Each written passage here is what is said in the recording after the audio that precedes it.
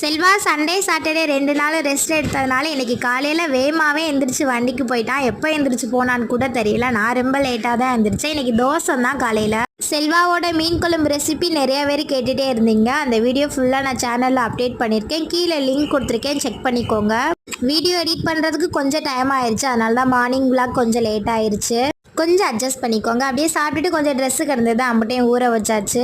நேற்று வாங்கிட்டு வந்த காய்கறி எல்லாம் எடுத்து வைக்கவே இல்லை, அதாவது அப்படியே இருந்தது. இன்றைக்கி தான் அம்பட்டையும் எடுத்து வச்சு. நேற்று வாங்கும்போது நல்லா ஃப்ரெஷ்ஷாக இருந்தது. பட் வீட்டில் வந்து பார்க்கும்போது அம்பட்டை அடிப்பட்டதாக இருக்குது. நம்ம தான் ஒழுங்காக கவனித்து வாங்கலேன்னு நினைக்கிறேன்.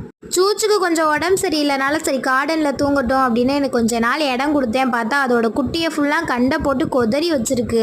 ஊருக்கு போன அப்பவே ஒரு சில கண்டு செத்து போச்சு. சரி 1-2 தான் இருந்தது, எப்படியாவது காப்பாற்றிடலான்னு பார்த்தா பயவுலையே சும்மா இருக்காங்களா.